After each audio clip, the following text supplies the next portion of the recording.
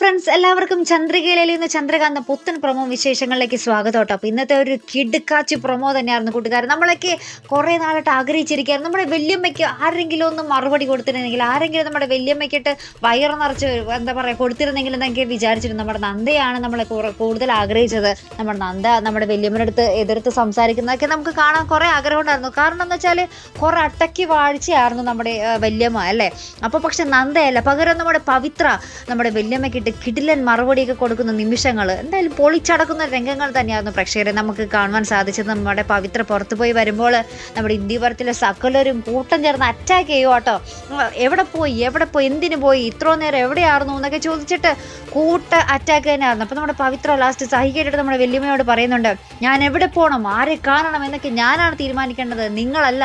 നിങ്ങൾക്ക് എൻ്റെ ഒരു കാര്യത്തിൽ ഇടപെടാനും എന്താ പറയുക അവസരമില്ല, അവകാശമില്ല എന്നൊക്കെ പറഞ്ഞ് നമ്മുടെ പവിത്ര പൊട്ടിത്തെറിക്കുന്നുണ്ട്. അപ്പം നമ്മുടെ ഇന്ത്യവരത്തിൽ എല്ലാവരും ഭർത്താവായ അരുൺ ഉൾപ്പെടെ വായും പൊളിച്ചിരിക്കട്ടെ. ദൈവമേ, പോയ പവിത്രയല്ലല്ലോ വന്നിരിക്കുന്നത്. എന്താണ് മണിച്ചിത്രത്താളിലെ ഗംഗയുടെ ഒരു സ്വഭാവം മാറണ പോലെ ഇപ്പം നമ്മുടെ പവിത്രയുടെ ഒരു സ്വഭാവം മാറ്റം കേട്ടോ. അപ്പം എന്തായാലും എല്ലാവരും ഞെട്ടി നിൽക്കുന്നുണ്ട്. അപ്പം നമ്മുടെ മോഹിനി വന്നിട്ട് ഇങ്ങനെ ചോദ്യം ചെയ്യുന്നുണ്ട്. അപ്പം നമ്മുടെ മോഹിനി ഇങ്ങനെ എന്താ പറയുക നമ്മുടെ പവിത്രയുടെ ഈ ഒരു ഭയങ്കര സ്വഭാവ മാറ്റം കണ്ടിട്ട് കർണത്തടിക്കാൻ പോകുന്നുണ്ട് കേട്ടോ നമ്മുടെ മോഹിനി. അപ്പം തന്നെ നമ്മുടെ പവിത്ര ആ ഒരു കൈ തടുക്കുന്ന നിമിഷങ്ങളൊക്കെ തന്നെയാട്ടോ നമുക്ക് കാണുവാൻ സാധിക്കുന്നത്. എല്ലാവരും മരവിച്ച് നിൽക്കുകയാണ് നമ്മുടെ പവിത്ര മാറ്റം കണ്ടിട്ട് കേട്ടോ. അപ്പോൾ എന്തായാലും ഒരു രക്ഷയില്ലാത്ത ഒരു കിടുക്കാച്ചി രംഗങ്ങൾ തന്നെ ആയിപ്പോട്ടെ നമ്മുടെ ഇപ്പോൾ ഒരു പ്രൊമോയില്. അപ്പുറത്താണെങ്കിൽ നമ്മുടെ ചിറ്റ നമ്മുടെ പിങ്കിയും ചിറ്റയും തമ്മിൽ പിന്നെയും പ്ലാനിങ് ആണ് എങ്ങനെ നമ്മുടെ ഗൗതമിനെയും നന്ദിയും മാനസികമായി തളർത്താം എന്നാണ് അവരുടെ ഒരു പുതിയ എന്താ പരീക്ഷണം കേട്ടോ. അപ്പോൾ അതിന് വേണ്ടി നമ്മുടെ ഗിരിജ ചിറ്റമ്മ നമ്മുടെ പിങ്കിയോട് പറയുന്നുണ്ട്, നീ എന്തെങ്കിലും ഒരു പ്രശ്നത്തിൽ ചെന്ന് മനഃപൂർവ്വം ചാടി കൊടുക്കണം. അപ്പോൾ അതിൽ നിന്ന് അവരെ ഒരു മാനസികമായ സംഘർഷണത്തിൽ നിനക്ക് എന്തെങ്കിലും പറ്റിയാൽ അവർ മാനസികമായി തളരും. കാരണം നിൻ്റെ വയറ്റിലാണല്ലോ കുഞ്ഞവരുടെ. അപ്പോൾ നിന്നെ എങ്ങനെയും സുരക്ഷിതമാക്കുക എന്നുള്ളത് അവരുടെ ഉത്തരവാദിത്തമായതുകൊണ്ട് അവർ മാനസികമായി തളരും.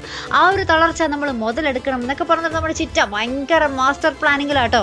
അതിനുശേഷം നമുക്ക് കാണുവാൻ സാധിക്കും നമ്മുടെ ഗിരിജ ചിറ്റമ്മയും പിങ്കിയും പുറത്തു പോകുന്നൊരു രംഗവും അവിടെ വെച്ച് പോലീസ് നമ്മുടെ പിങ്കിയെ പിടിക്കുന്ന ഒരു നിമിഷങ്ങളും തന്നെയാട്ടോ. അവരെന്താണ് അവിടെ കൂട്ടിയത് എന്നൊക്കെ ദൈവത്തിനറിയാം. എന്തായാലും നമുക്ക് കണ്ടു തന്നെ അറിയാട്ടോ. പല പ്ലാനും പദ്ധതികളാണ് അവിടെ നടക്കാൻ പോകുന്നത്. അപ്പുറത്താണെങ്കിൽ നമ്മുടെ പവിത്രയുടെ കഥ ഇനി വരാനിരിക്കുന്നതേ ഉള്ളൂ. ഇനി അത് എത്ര ആഴ്ച നീട്ടിക്കൊണ്ടുപോകും, എന്തായിരിക്കും കഥ, വല്ല കഴമ്പുള്ള കഥയായിരിക്കുമോ, അതും നമുക്ക് നോക്കി കാണാട്ടോ. അപ്പോൾ ഇതുപോലെ പ്രൊമോ റിവ്യൂസിനും എപ്പിസോഡ് റിവ്യൂസിനും ഒക്കെ നിങ്ങൾ മറക്കാതെ ചാനൽ സബ്സ്ക്രൈബ് ചെയ്യുക. അടുത്തൊരു വീഡിയോയുമായി വരുന്നത് വരയ്ക്കും ഗുഡ് ബൈ.